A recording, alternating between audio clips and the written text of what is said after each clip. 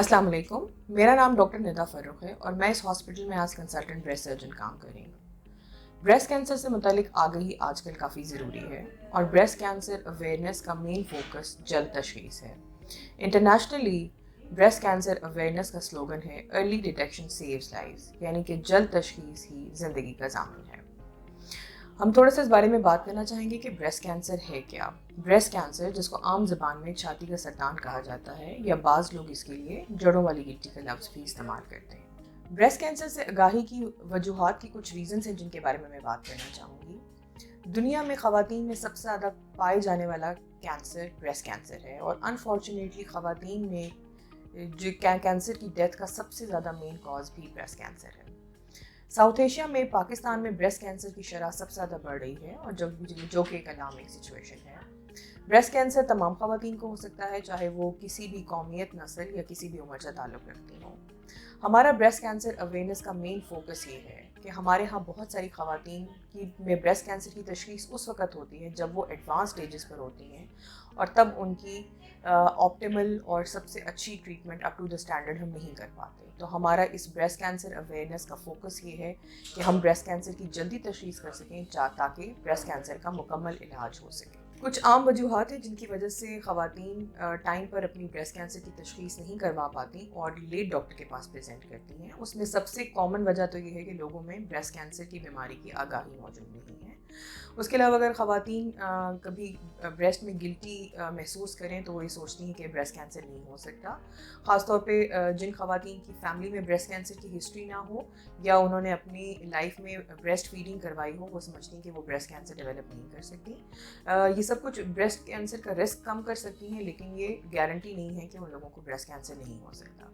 उसके अलावा mail doctors की मौजूदगी भी बाज़ दफ़ा कुछ ख़वातीन रिलक्टेंट होती हैं, वो अपना चेकअप मेल डॉक्टर से नहीं करवा सकती। इस वजह से भी बहुत दफ़ा उनके डिटेक्शन में डिले हो जाता है।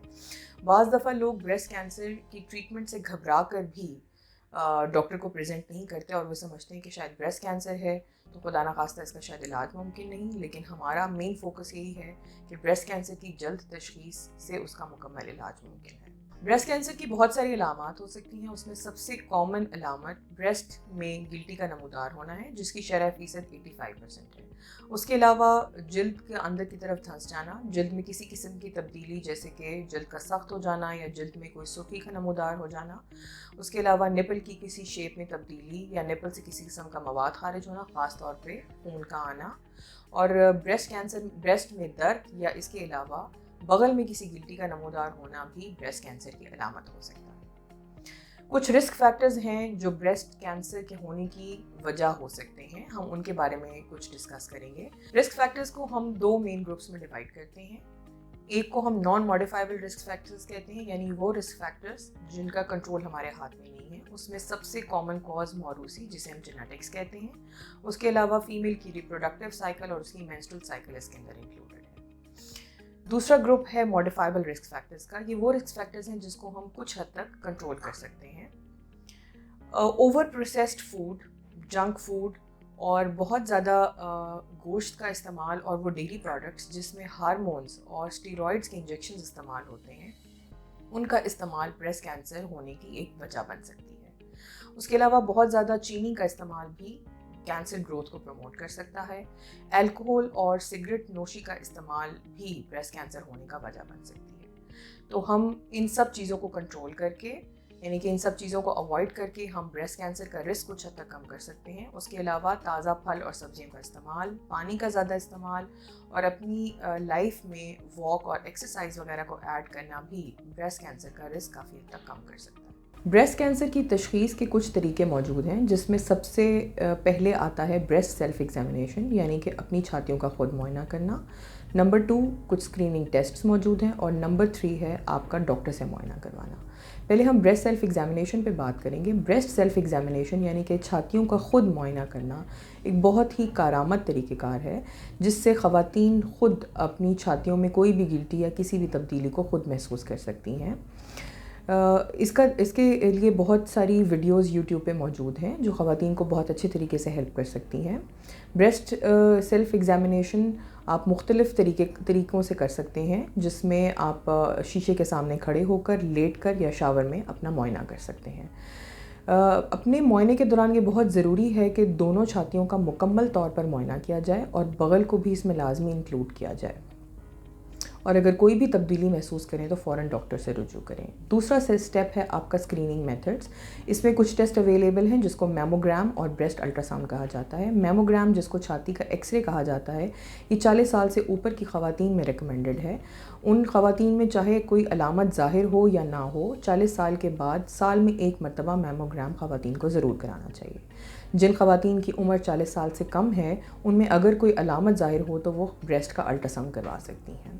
اس کے علاوہ سال میں 1 مرتبہ اپنے کنسرن ڈاکٹر، جس میں کوئی بریسٹ سرجن، کوئی جنرل سرجن یا کوئی بھی ڈاکٹر جو آپ کے پاس اویلیبل ہو، آپ اس سے سال میں 1 دفعہ اپنا معائنہ کروا سکتے ہیں. اگر بریسٹ میں کسی گلٹی کی تشخیص ہو جائے تو اس کے بعد اس کو فائنل ڈیٹیکٹ کرنے کے 3 سٹیپس ہوتے ہیں، جس کو ٹرپل اسیسمنٹ کہا جاتا ہے. فرسٹ سٹیپ میں ڈاکٹر آپ کی ڈیٹیل ہسٹری اور آپ کا معائنہ کرتا ہے. سیکنڈ میں کچھ اسکریننگ ٹیسٹ کیے جاتے ہیں جس کو میں پہلے آپ کو بتا چکی ہوں، جس میں میموگرام اور الٹرا ساؤنڈ ہے.